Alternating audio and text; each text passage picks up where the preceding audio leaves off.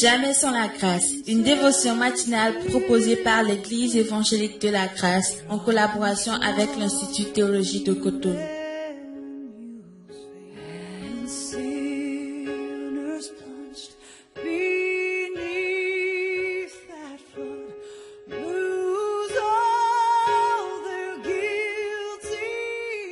Bonjour chers amis, chers internautes, bienvenue dans cette nouvelle journée, nouvelle provision, nouvelle dévotion ce matin. Seigneur Jésus, merci pour ta parole, merci pour l'unité, merci pour le corps de Christ dans lequel on évolue et dans lequel on apprend à te connaître, Seigneur. En ton précieux nom. Amen.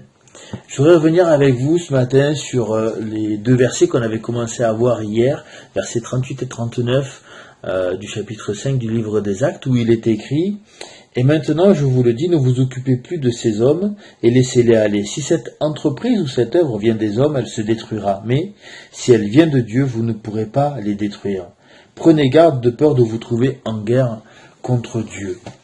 Si cette entreprise ou cette œuvre vient des hommes, elle se détruira. Mais si elle vient de Dieu, vous ne pourrez la détruire.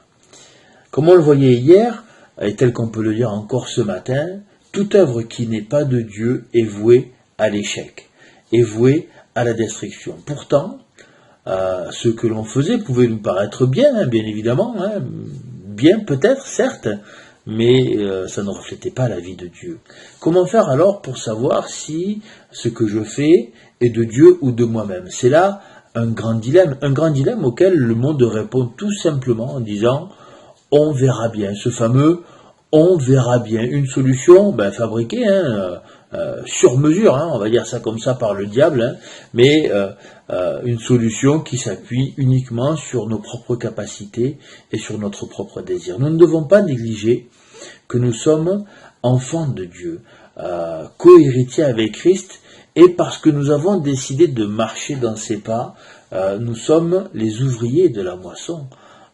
Il y a tellement à faire, tellement d'âmes à sauver, que Dieu nous utilise à sa façon, en son temps.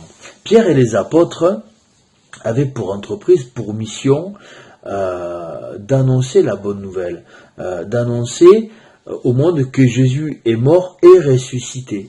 Ils en avaient été témoins et ils se réjouissaient de cette bonne nouvelle. Tout comme les apôtres, bien que nous n'ayons pas vu Jésus ressuscité, nous devons en être convaincus que l'Éternel est, convaincus que l'Éternel doit être au centre de chacune de nos décisions. Chacune de nos entreprises nécessite que nous nous placions sous l'autorité de Dieu. La première des choses à faire, je dirais, c'est de prier. Prier. Psaume 77, verset 1. L'Éternel écoute les prières du psalmiste. Et Dieu ne s'est jamais arrêté d'écouter son peuple. Avant de mettre à cœur une entreprise pour sa gloire, l'Éternel prépare le terrain. À l'image d'une maison, lorsqu'on construit une maison, on ne va pas placer les portes avant d'avoir construit les fondations. Eh bien, une entreprise pour Dieu, et selon le cœur de Dieu, elle se prépare. Dieu s'occupe de nous amener vers ce qu'il a déjà prévu. Si nous ouvrons les yeux, nous verrons ce Dieu agissant. Mais il est compliqué de voir Dieu en toutes choses. C'est aussi le dilemme que l'on peut rencontrer quelque part dans sa vie chrétienne si l'on ne considère pas Dieu au centre de toutes choses. Dieu en toutes choses. La deuxième chose à laquelle il faut penser, c'est qu'il ne faut pas se précipiter. Bien souvent, nous sommes impatients de voir les œuvres de Dieu, agissantes ces œuvres, bien évidemment, mais nous ne devons pas nous précipiter. Nous devons rester à l'écoute de Dieu.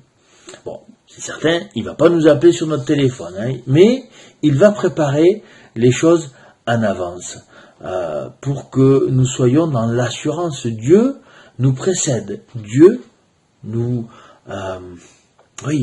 précède. Soyons convaincus de ce que Dieu a prévu. Soyons convaincus que nos œuvres sont de Dieu et non de nous.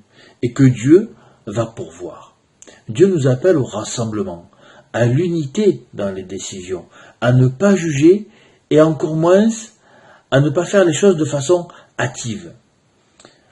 Dieu veut que nous restions unis autour de sa parole. Parce que sa parole, elle est véritable. Sa parole est plus tranchante qu'une épée à double tranchant. Elle sépare ce qui est de la chair et de l'esprit.